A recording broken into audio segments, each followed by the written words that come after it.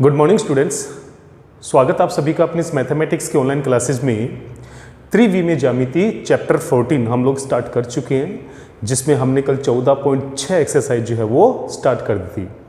रेखाओं को कंप्लीट करने के बाद हम समतल में कल प्रवेश कर चुके थे, जिसमें हमने कल समतल के विभिन्न रूपों में समीकरण पढ़े थे, जिसमें हमने अंतःखंड रूप में समतल का समीकरण पढ़ा था, जिसमें हमने किसी बिंदु से गुजरने वाले समतल का समीकरण पढ़ा था, अभिलंब रूप में उसमें सदिश और कार्तीय रूपों में समतल के समीकरण हमने पढ़े थे। तो बच्चों, उम्मीद करता हूँ कि कल तक आपने बहुत अच्छे से इसको कवर कर लिया होगा और कल हमने 14.6 से पहले के एग्जाम्पल जो है वो स्टार्ट कर दिए थे।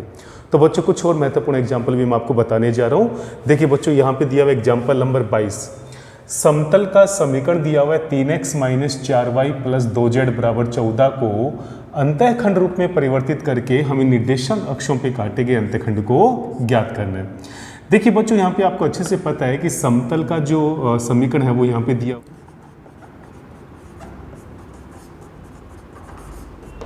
3x - 4y + 2z = 12। देखिए बच्चों, समतल का जो अंतःखंड रूप होता है वो होता है x/a + y/b + z/c = 1, जहां पर a b c जो है वो अक्षों पे काटे गए अंतःखंड है। तो बच्चों, अगर हम इस समतल की समीकरण को इस रूप में परिवर्तित कर देते हैं तो हमें यहाँ पे समतल के द्वारा अक्षों पे काटे गए अंतःखंड जो है वो प्राप्त हो सकते हैं। तो इसी क्रम में बच्चों, यहाँ पे बराबर में 1 है, तो बराबर में 1 लाने के लिए इस पूरी समीकरण को 12 से भाग देना पड़ेगा। तो देखिए बच्चों, यहाँ पे क्या आएगा, समीकरण 1 को 12 से विभाजित करने पर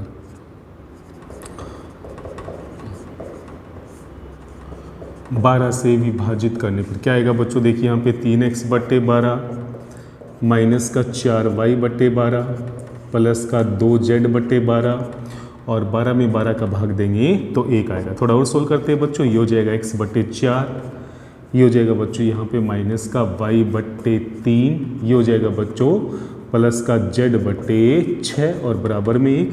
थोड़ा सा और चेंज करते हैं क्योंकि यहाँ पे प्लस का साइन आना चाहिए, तो हम इस माइनस को नीचे लेके चले जाएंगे और ये हो जाएगा प्लस का z/6 = 1। तो बच्चों, आप देख सकते हैं यहाँ पे x/a + y/b + z/c = 1 के रूप में ये समतल जो है वो कन्वर्ट हो चुका है। अतः अक्षों पे काटे गए अंतःखंड, यानी कि x अक्ष पे काटा गया अंतःखंड यहाँ पे 6 इकाई होगा। इसी प्रकार y अक्ष पे काटा गया अंतःखंड यहाँ पे -3 इकाई होगा और z अक्ष पे काटा गया जो अंतःखंड है बच्चों वो यहाँ पे वापस 6 इकाई, माफ़ कीजिए यहाँ पे 4 है तो यहाँ पर आएगा 4 इकाई, तो यहाँ पर हो जाएगा ये 6 इकाई। तो बच्चों, इस प्रकार से समतल की समीकरण को अंतःखंड रूप में परिवर्तित करके हम बहुत आसानी से यहाँ पे अक्षों पे काटे गए अंतःखंड प्राप्त कर सकते हैं। तो काफ़ी आसान क्वेश्चन था। अब बढ़ते हैं नेक्स्ट एग्जाम्पल की तरफ। क्वेश्चन नंबर 23 देखिए, एग्जाम्पल नंबर 23 में हमें दिया हुआ कि एक समतल जो है वो निर्देश अक्षों को a, b व c बिंदु पर इस प्रकार मिलता है कि इससे निर्मित त्रिभुज ABC का जो केंद्रक है वो बिंदु K यानी कि PQR है। तो प्रदर्शित कीजिए कि समतल का अभिष्ट समीकरण जो है वो x/p + y/q + z/r = 3 होगा। देखिए बच्चों, काफ़ी महत्वपूर्ण क्वेश्चन में से एक है, तो इसको आप बड़े ध्यान से समझिएगा।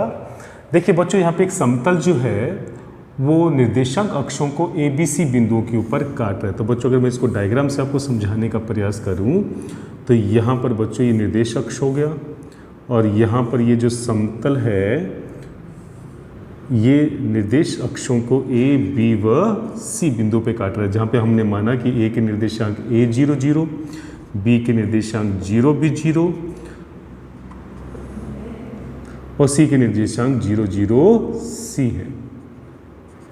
अब देखिए बच्चों, यहाँ पे समतल का समीकरण किस रूप में हमें मानना पड़ेगा, चूंकि यहाँ पे अंतःखंड काटा जा रहा है समतल के द्वारा, इसलिए हमें समतल का समीकरण अंतःखंड रूप में लेना पड़ेगा। तो देखिए बच्चों, यहाँ पे समतल का अंतःखंड रूप में समीकरण, अंतःखंड रूप में समीकरण क्या आएगा बच्चों, x/a + y/b + z/c = 1। अतः समतल जो है वो अक्षों को A, B, C बिंदु पे काटेंगे, जहाँ पर A, B, C के निर्देशांक, जहाँ A के निर्देशांक A 0 0, जहाँ B के निर्देशांक 0 B 0 तथा सी के निर्देशांक 0 0 सी है। अतः इस प्रकार से निर्मित जो त्रिभुज बन रहे हैं यहाँ पे ABC, उसका जो केंद्रक होगा, अतः त्रिभुज ABC का जो केंद्रक होगा बच्चों इस केस में वो यहाँ पर K दिया हुआ है, लेकिन निर्देशांकों के अनुसार जो केंद्रक होगा वो कैसे प्राप्त करेंगे? फॉर्मूला क्या होता है त्रिभुज का केंद्रक ज्ञात करने का? अगर आपको तीनों शीर्षों के निर्देशांक दे रखे हो तो x1 + x2 + x3 बटे 3। तो बच्चों यहाँ पर आ जाएगा आपके पास a + 0 + 0 बटे 3 यानी कि a बटे 3। उसके बाद में y1 + y2 + y3 बटे 3 यानी यहाँ पर आ जाएगा b बटे 3 और यहाँ पर आ जाएगा c बटे 3। परंतु बच्चों हमें यहाँ पे प्रश्नानुसार त्रिभुज ABC का जो केंद्रक है वो आपको दे रखा है यहाँ पे PQR, और हमने जो केंद्रक निकाला है वो है a बटे 3, b बटे 3 और c बटे 3। तो इसका मतलब केंद्रक अलग अलग नहीं हो सकता। इसका मतलब x निर्देशांक x के बराबर होगा, y निर्देशांक y के बराबर होगा और z निर्देशांक z के बराबर होगा। तो बच्चों यहाँ पे a बटे 3 जो है वो p के बराबर होगा, तो यहाँ से a बराबर आ जाएगा 3p। इसी प्रकार बच्चों यहाँ पे b बटे 3 जो है वो q के बराबर होगा, तो यहाँ पे b की वैल्यू आ जाएगी 3q, और c बटे 3 जो है वो r के बराबर होगा, तो c आ जाएगा यहाँ पे 3r। अब बच्चों ये वैल्यूज अगर मैं समीकरण नंबर 1 में रखता हूँ तो मेरे पास यहाँ पे आएगा x बटे ABC की वैल्यू हम रखेंगे यहाँ पे 3p, 3q और 3r, तो यहाँ पे आ जाएगा 3p प्लस में y बटे आ जाएगा 3q प्लस z बटे आ जाएगा 3r बराबर 1। अब पूरी समीकरण को 3 से गुणा करेंगे तो ये हो जाएगा x बटे p प्लस y बटे q प्लस z बटे r और बराबर में आ जाएगा बच्चों 3। तो हमें यहाँ पे वो समतल प्राप्त हो जाएगा जो समतल हमसे यहाँ पे पूछा गया था। तो बच्चों यहाँ पे सिंपल हमने पहले समतल का अंतःखंड रूप में समीकरण मान लिया। उसके बाद में यहाँ पे शीर्षों के निर्देशांक चूंकि हमें दिए गए थे तो वहाँ से हमने केंद्रक निकाला, और एक केंद्रक आपको क्वेश्चन में दिया गया था, दोनों का कंपैरिजन करके हमने वहाँ से ABC की वैल्यू निकाल ली, और वो ABC की वैल्यू जैसी समतल के समीकरण में रखेंगे तो हमें वो अभिष्ट समतल जो है वो प्राप्त हो जाएगा। क्वेश्चन आसान है लेकिन काफ़ी इंपॉर्टेंट है, आप इसके ऊपर विशेष ध्यान दीजिएगा बच्चों। अब बढ़ते हैं नेक्स्ट एग्जाम्पल की तरफ। एग्जाम्पल नंबर 25 देखिए बच्चों, यहाँ पे हमें दिया उस समतल का समीकरण ज्ञात कीजिए जो मूल बिंदु से 4 इकाई की दूरी पर है तथा ये सदिश जो है वो समतल के अभिलंब को व्यक्त करने वाला सदिश है। देखिए बच्चों, हमें यहाँ पे समतल की मूल बिंदु से दूरी 4 इकाई दे रखी है, तो हमें पता है समतल की मूल बिंदु से दूरी को हम p से रिप्रेजेंट करते हैं, तो p का मान यहाँ पे 4 हो गया। चूंकि समतल की मूल बिंदु से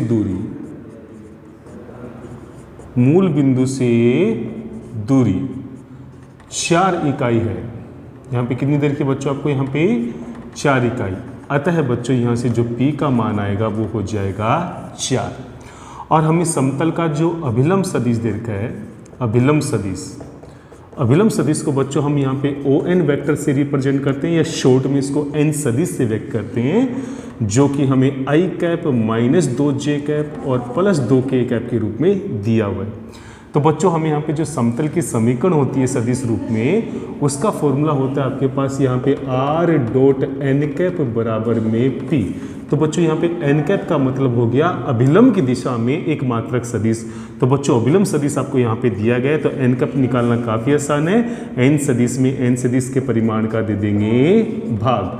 तो देखिए बच्चों यहाँ पे n सदिश का जो परिमाण है वो √9 यानी कि 3 आएगा, यानी कि 1/3 i cap minus 2/3 j cap plus 2/3 k cap. तो बच्चों यहाँ पर हो जाएगा ये n कैप। अतः समतल का सदिश समीकरण अभिलंब रूप में जो सदिश समीकरण होगा वो होता है r डॉट n कैप बराबर p। तो बच्चों r सदिश डॉट n कैप की जो वैल्यू यहाँ पे है वो हम निकाल चुके हैं, 1/3 i cap minus 2/3 j cap plus 2/3 k cap और बराबर p के स्थान पे आ जाएगा 4। तो बच्चों सदिश रूप हम यहाँ से प्राप्त कर सकते हैं। और अगर हम बात करें बच्चों यहाँ पे कार्तीय समीकरण की, तो वो भी बहुत आसान है। समीकरण 1 से ही बच्चों हम यहाँ पे परिवर्तन कर सकते हैं। r सदिश को बच्चों मैं यहाँ पे लिख सकता हूँ xi cap plus yj cap plus का zk कैप और यहाँ पे n सदिश आपको दिया हुआ है 1/3 आई कैप माइनस का 2/3 जे कैप प्लस 2/3 के कैप और बराबर में है 4। तो देखिए बच्चों यहाँ पे जब हम इन दोनों सदिशों का डॉट प्रोडक्ट करेंगे तो बच्चों ये हो जाएगा x/3, ये हो जाएगा y/3 प्लस z/3 बराबर में x/3 माइनस का 2/3y और प्लस का 2/3z बराबर 4 आएगा। पूरी समीकरण को 3 से गुणा करेंगे तो बच्चों x minus 2y plus 2z बराबर में 12 आ जाएगा। तो बच्चों यहाँ पे ये सदिश रूप है अभिलंब का, समतल के अभिलंब का सदिश रूप, और ये समतल के अभिलंब का कार्तीय रूप। तो बच्चों यहाँ पे हमने जो है उस समतल की समीकरण को प्राप्त कर लिया जिसकी मूल बिंदु से दूरी 4 इकाई थी और जिसके ऊपर अभिलंब सदिश जो है वो आई कैप माइनस 2 जे कैप और प्लस 2 के कैप दिया हुआ था। तो बच्चों ऐसे क्वेश्चंस करने के लिए आपको फॉर्मूले का अच्छे से आपको अध्ययन करना होगा। फॉर्मूलों के बारे में आपको अच्छे से जानकारी होनी चाहिए कि सदिश रूप का फॉर्मूला क्या होता है और कार्तीय रूप का फॉर्मूला क्या होता है। चलिए बच्चों बढ़ते हैं नेक्स्ट और लास्ट महत्वपूर्ण एग्जाम्पल की तरफ। देखिए बच्चों आज का लास्ट और महत्वपूर्ण एग्जाम्पल नंबर 27 हमें यहाँ पे दिया हुआ। उस समतल का समीकरण ज्ञात कीजिए जो मूल बिंदु से 2 इकाई की दूरी पर है। तो बच्चों आप देख सकते हैं ये सवाल भी पहले की तरह ही है। समतल की जो मूल बिंदु से दूरी है वो 2 इकाई, अर्थात आपको यहाँ पे पी का मान दे दिया गया है तथा इसके अभिलंब के दिक् अनुपात आपको दे दिए गए इस बार 12, -3 और 4, अर्थात यहाँ पे अभिलंब सदिश ना देकर उसके दिक् अनुपात दे दिए गए हैं। तो अभिलंब सदिश बहुत आसान है निकालना, वो हो जाएगा 12 आई कैप माइनस का 3 जे कैप और प्लस का 4 के कैप। तो देखिए बच्चों यहाँ पे हम इसको किस प्रकार से सॉल्व करेंगे। चूंकि समतल की मूल बिंदु से जो दूरी है, समतल की जो मूल बिंदु से जो हमें दूरी दे रखी है बच्चों वो है यहाँ पे 2 इकाई। कितनी दे रखी है यहाँ पे 2 इकाई। अतः यहाँ पे जो P का मान है बच्चों वो हो जाएगा 2। अभिलंब के जो दिक् अनुपात है, अभिलंब के जो दिक् अनुपात हमें यहाँ पे दे रखे हैं जिसको मैं a b c से व्यक्त करता हूँ वो है मेरे पास 12, -3 और 4। अतः अभिलंब सदिश बच्चों यहाँ पे क्या होगा, अतः बच्चों अभिलंब सदिश जिसको मैं यहाँ पे ON वेक्टर या n सदिश से रिप्रेजेंट करता हूँ वो हो जाएगा 12 आई कैप माइनस का 3 जे कैप और प्लस का 4 के कैप। तो पिछले सवाल में भी आपने देखा था बच्चों यहाँ पे अभिलंब सदिश हमें दिया गया था, वहाँ से हमने अभिलंब सदिश की दिशा में एक मात्रक सदिश यानी कि n कैप प्राप्त किया था। कैसे, n सदिश में उसी सदिश के परिमाण का भाग देकर। तो 12 आई कैप माइनस 3 जे कैप प्लस 4 के कैप में 12 का वर्ग 144, 3 का वर्ग 9 और 4 का वर्ग 16। तो ये हो जाएगा बच्चों यहाँ पे 144 प्लस का 9 प्लस का 16, ये हो जाएगा यहाँ पे 169 और उसका वर्गमूल होता है 13। तो बच्चों यहाँ पे आ जाएगा 12/13 आई कैप माइनस का 3/13 जे कैप प्लस का 4/13 के कैप। तो बच्चों हमें यहाँ पे n कैप प्राप्त हो चुका है। तो सिंपल बच्चों यहाँ पे समतल का जो सदिश रूप है, समतल का जो सदिश रूप होता है, समीकरण जो होती है वो होती है r डॉट n कैप बराबर p।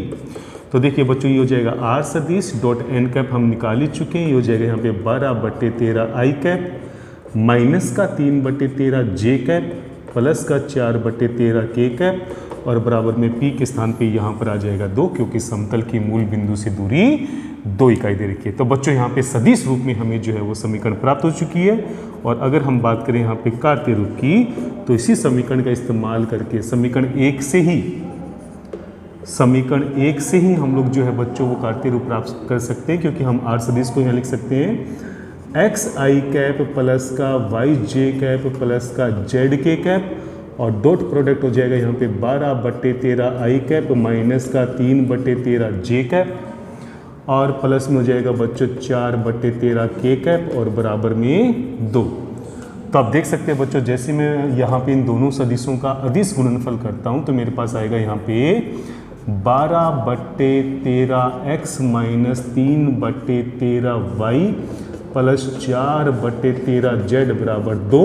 और जैसे ही पूरी समीकरण को मैं 13 से गुणा करूंगा तो मुझे मिलेगा यहाँ पे 12x माइनस का 3y प्लस का 4z और 13 दूआ 26। तो बच्चों यहाँ पे कार्तीय रूप जो है वो मुझे 12x - 3y + 4z = 26 के रूप में प्राप्त हो जाएगा। तो बच्चों ये सवाल काफ़ी आसान है और इसी प्रकार के जो सवाल हैं वो आपको प्रश्नावली 14.6 में देखने को मिलेंगे। तो बच्चों यहाँ पे जो भी महत्वपूर्ण एग्जाम्पल हो सकते थे वो मैंने सारे कंप्लीट करवा दिए और कल के वीडियो में हम लोग स्टार्ट करेंगे प्रश्नावली 14.6। तो आप यहाँ तक ये सारे फॉर्मूलों को अच्छे से याद कर लीजिए और सारे एग्जाम्पल को अच्छे से परफेक्ट कर लीजिए। तो बच्चों आज के लिए हम इतना ही करेंगे। किसी भी प्रकार का कोई भी डाउट हो तो ज़रूर पूछिएगा। जय हिंद, जय भारत।